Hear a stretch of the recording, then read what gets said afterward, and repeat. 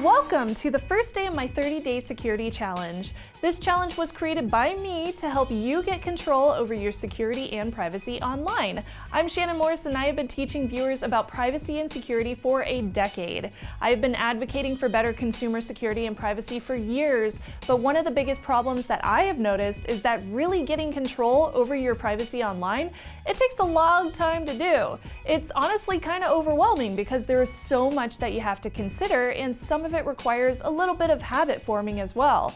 If you try to do it all at once, you're gonna burn out and you won't have any interest in privatizing your content or making your account safer. But first, who is this for? Well, if you start going through the checklist saying, I already know all of this, then obviously this checklist is not for you. If you watch the first few videos and go, but you didn't cover XYZ, OMG, why not? Relax. I could make each episode an hour long, but I did not specifically because I want these videos to reach folks who really need it. I don't want them to be so long that they are overwhelming. So this series is a primer for security, not a complete semester of everything that you can do. You can take all of this information and you can build on top of it in the future.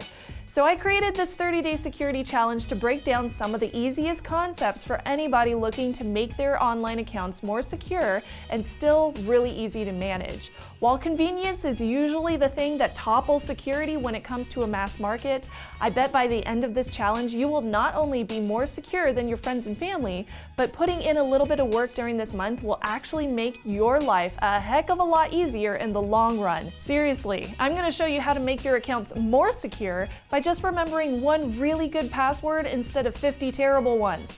And a lot more too. So if this sounds cool to you, then subscribe to our YouTube channel and hit up the whole 30-day challenge on my blog at snubzy.com. I've also created a downloadable checklist, so if you want to skip ahead, you can totally do so. That is fine with me, just make sure you get all of the things done. So today we are just going to set some intentions for the month and figure out what devices we own and what accounts we have.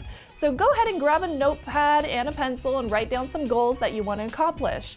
Why did you watch this video? What accounts have been hacked in the past that you want to secure? Have your friends experienced hacks and you want to show them what you've learned? Do you just want to learn what the heck two-factor authentication is and why I constantly gripe about it? Write down your goals to inspire and motivate yourself to take control of your security and privacy online.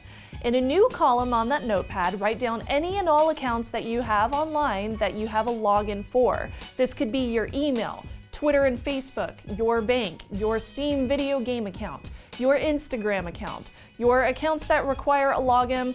Write them down. Even if you haven't logged into that account in months, go ahead and write it down anyways. Do not write down the passwords in here, just the name of the websites that you log into. The next step that you want to take is to take note of any devices that you own that connect to the internet in some kind of fashion. Write down the names of any products that you own that are plugged in and that cannot be moved. Your Nest thermostat, that's connected, write it down. Your router and modem, those are also connected, so write those down too. Your Amazon Echo, your Google Home, your laptop, your Fitbit, your Apple Watch, these are all connected devices, so write them all down. Making yourself a list of physical devices that you own that connect to the internet will give you a really good representation of how many different ways you put your personal information online. Now you might own some old devices that are just sitting in your garage waiting to be sent to Goodwill or sold on eBay or simply e-cycled. Grab a box and collect all of those old devices and list them all in your notepad as well. Make sure that you have your cables or chargers for these, as we're going to use them for tomorrow for day 2. So put all of these devices somewhere easily reachable so that you can get into them tomorrow for our next step. Okay, that was it for today. That was easy, right? All you had to do was write down some stuff.